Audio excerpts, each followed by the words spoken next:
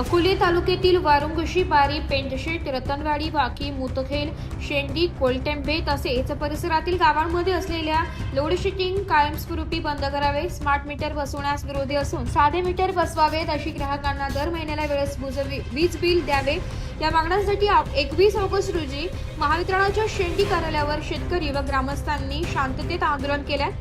आमदार वैभव पिचड यांच्या मार्गदर्शनाखाली सामाजिक कार्यकर्ते अनंत घाणे, तुकाराम खाडे, अमृता झडे, पांढरे पाटील, पंढरी खाडीकर, खाडगीर, योगेश आखाडे आदी ग्रामस्थांनी यापूर्वी 19 ऑगस्ट रोजी महावितरण शेंडी कार्यालयात निवेदन देऊन लोड शेडिंग बंद करण्याची मागणी केली होती. लोड शेडिंग बंद न झाल्यास दिनांक 21 ऑगस्ट रोजी आंदोलन करण्याचा इशाराही देण्यात आला होता. दरम्यान महावितरणाचे दिनांक 20 ऑगस्ट रोजीचे पत्र ग्रामस्थांना प्राप्त झाले. त्यामध्ये तांत्रिक अडचणींचा उल्लेख करत दिनांक 21 ऑगस्ट पर्यंत लोड शेडिंग बंद करण्याबाबत कार्यवाही केली जाईल असे कळवण्यात आले होते. मात्र प्रत्यक्ष परिस्थितीबाबत समाधान न झाल्याने ग्रामस्थांनी आंदोलनाचा निर्णय कायम ठेवला. घोषणाबाजी करत आंदोलक महावितरण कार्यालयावर धडकले. चौकातून घोषणाबाजी करत निघालेले शेतकरी व ग्रामस्थ महावितरण कार्यालयात शेंडी येथे दाखल झाले. यावेळी शांततेच्या मार्गाने आपल्या मागण्या मांडत ग्रामस्थांनी महावितरणाच्या अधिकाऱ्यांसोबत समस्या मांडल्या. रात्री 6 ते 9 या वेळेत वीज बंद असल्याने भात शेतीची कामे, जनावरांची देखभाल, दूध काढणे, घरातील स्वयंपाक आणि इतर दैनंदिन कामांमध्ये मोठ्या अडचणी निर्माण होत आहे अशी व्यथा ग्रामस्थांनी व्यक्त केली आहे. महिला विद्यार्थी आणि आश्रमशाळेतील विद्यार्थ्यांचे हाल. लोड शेडिंगमुळे घरातील माता भगिनींना अंधारात मुलींची देखभाल आणि स्वयंपाक करावा लागत असून विद्यार्थ्यांच्या अभ्यासाचे मोठे नुकसान होत आहे. ग्रामस्थांनी असं सांगितलंय. आश्रमशाळेतील निवासी विद्यार्थ्यांनाही रात्रीच्या वेळी मोठ्या अडचणींना सामोरे जावे लागत असल्याची बाब आंदोलनकर्त्यांनी आंदोलनाच्या अधिकाऱ्यांना निदर्शनास आणून दिली आहे. पावसाळ्यात अंधाराच्या वेळी सर्पदंशाचा धोका वाढतो. तसेच परिसरात बिबट्या व इतर वन्य प्राण्यांचा वावर असल्याने मनुष्य वस्तीच्या सुरक्षिततेचाही प्रश्न निर्माण होत असल्याचं ग्रामस्थांनी सांगितलंय. रतनवाडी, घारगाव, देवगाव फीडर सुरू ठेवण्याची मागणी. लोड शेडिंग कायमस्वरूपी बंद करावे. तसेच रतनवाडी, घारघर, देवगाव फीडर नियमित आणि कायमस्वरूपी सुरू ठेवावेत अशी ठाम मागणी आंदोलनकर्त्यांनी केली आहे. ग्राहकांना आर्थिक भुर्दंड.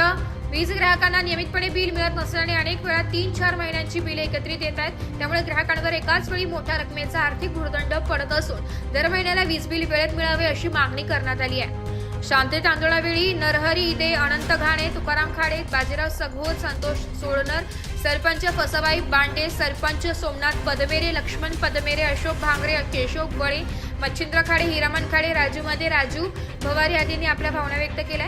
तसेच ठकेश कडाळी, मारुती खाडे, पंढरी खाडगीर, विजू पदमेरे, सुरेश गभाले, राजू नवले, संजय पांडे, रामचंद्र घारे, सुनील पवार, राजू भारमल, रामदास लांडगे, दशरथ झडे, हरी झडे, तुकाराम सावरुकते, किसन भागडे, मधुकर धारवड, चंद्रकांत पदमेरे, वाळू पदमेरे, लहू पदमेरे, काशीनाथ खाडे, भाऊराव धारवड, नामदेव वळी, विठ्ठल पदमेरे, जयराम कुटे, भास्कर खाडे, ज्ञानेश्वर खाडे आदी ग्रामस्थ मोठ्या संख्येने उपस्थित होते.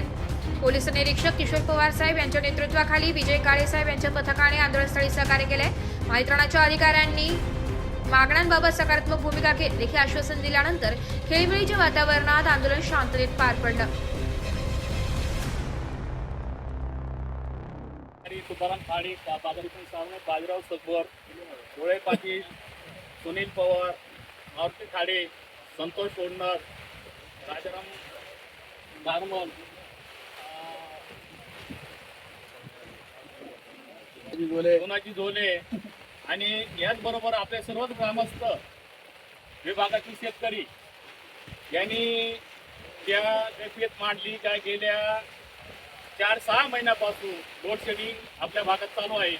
आपण मुक्याचा मार सहन करतो तसं आपण आतापर्यंत सहन केलं आणि अतिरेक झाला आणि पावसा पाण्याचे दिवस असतानाही महावितरण कंपनीला जाग आली नाही. म्हणून त्यांना जाग आणण्यासाठी आपण 19/8 रोजी त्यांना निवेदन दिलं का आमच्या भागामध्ये जे लोड शेडिंग चालू आहे, गाडगार फिटर असेल, रतनवाडी फिटर असेल, देवगा फिटर असेल, हे सर्व फिटर वरील म्हणजे जे फिडर आहेत ते सर्व फिडरवरील लोड कसा कमी करायचा आणि आम्हाला लोड शेडिंग पासून कसं तुम्ही दूर ठेवायचं यासाठी आपण त्यांना 19 तारखेला इथं आणून आपण निवेदन दिलं.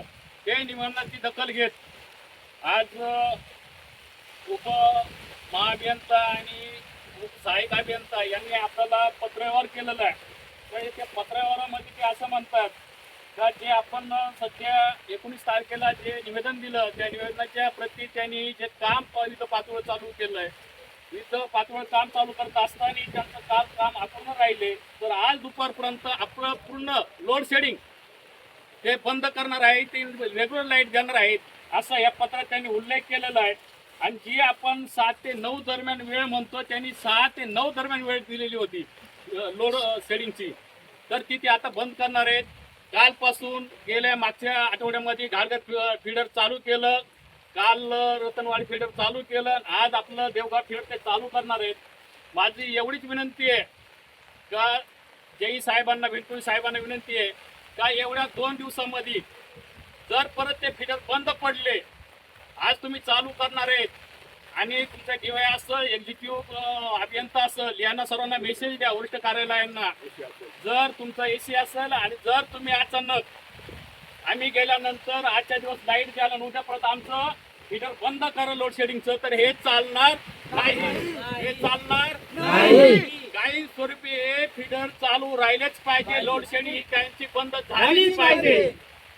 आणि त्यानंतर आमचे स्मार्ट मीटर, जे स्मार्ट मीटर आहे ते केंद्र शासनाची आणि महाराष्ट्र शासनाचे परिपत्रक वाचा. त्या परिपत्रात म्हटलंय का आम्ही हा स्मार्ट मीटर हे कंपल्सरी देत नाहीत आणि तुम्ही आमच्यावर जर कंपल्सरी जर स्मार्ट मीटर लागणार असेल तर हे चालणार नाही, हे चालणार नाही. यासाठी आमची एकच मागणी, स्मार्ट मीटर हे बंद झालेच पाहिजे, लोड शेडिंग ही बंद झालीच पाहिजे. हे आमच्या निवेदनामध्ये जेव्हा आम्ही अटी घातल्या का शेतकरी हा आमचा संध्याकाळी दमून भागून शेतीचे काम करत असताना शेतीतून घरी येतो, घरी आल्यानंतर अंधारात तर पडतो आणि मुलाबाळांची कुठं भेट व्हायची ती होत नाही, त्या अंधारामध्ये. पण त्यांनी आपल्याला पर्याय काय दिलाय का आम्ही लोड शेडिंग आता इथून पुढे बंद करतोय. तर आपली हक्काची मागणी काय आहे का लोड शेडिंग ही पूर्ण बंदच झाली पाहिजे, यापुढे कधीही लोड शेडिंग झाली नाही पाहिजे. आणि जी लाईट वारंवार ट्रिप होते, वारंवार लाईट घालवली जाते, त्याचे कारण पण दिले पाहिजे. ते कारण देताना आपल्या सर्व शेतकऱ्यांनी स्वतः घेतलं पाहिजे. नुसतं कोणीतरी फोन करते सर्व गावांची लाईट ट्रिप होती, आता आपल्याला इथून पुढे 3 फेजची गरज आहे लाईटीची, कारण आता पावसाळा संपत येणार आहे. पावसाळा संपत जर आल्यानंतर आपल्याला 3 फेजची लाईटची अत्यंत मोठी गरज आहे. तर त्यासाठी त्यांनी 3 फेज लाईट आपल्याला 8 तास दिलीच पाहिजे, 6 तास आपला 3 फेज नकोय. यासाठी आपण आज माननीय DY साहेब येणारे सोनवणे सर, त्याच्यानंतर इथे जेई आहेत आणि आपलं जे आंदोलन आहे ते स्थगित करावं म्हणून त्यांचं पत्र आहे. तर आपण सर्व आता वीज बोर्डावर जाणार आहे खाली. आमचा जो टाइम असतो बाई माणसांचा, जो टाइम असतोय नेमकी ते टायमाला ती लाईट राहत नाही, ते टायमाला आम्ही ती लाईट असली पाहिजे. आता असं म्हणणं आमचा लाईट बिल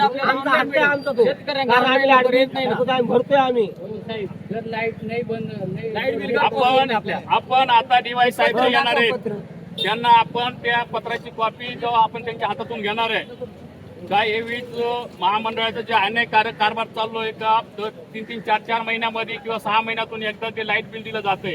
ते म्हणतात आम्ही ऑनलाईन केलं. आमच्या शेतकरी एवढा श्रीमंत नाहीये का त्याच्याकडे साधा फोन नाहीये, 2 बोटाचा फोन नाहीये, तर कधी अँड्रॉइड मोबाईल घेणार आहे, मोठा मोबाईल कधी घेणार आहे.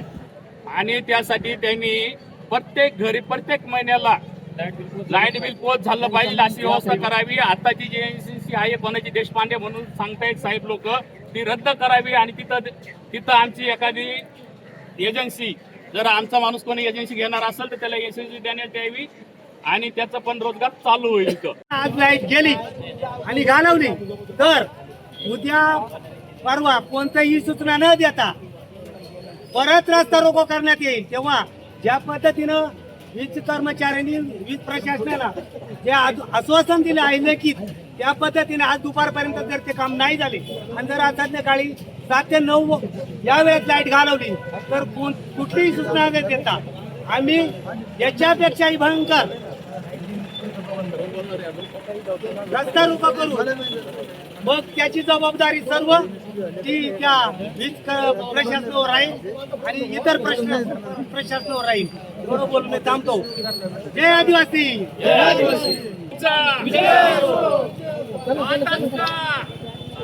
भारतात का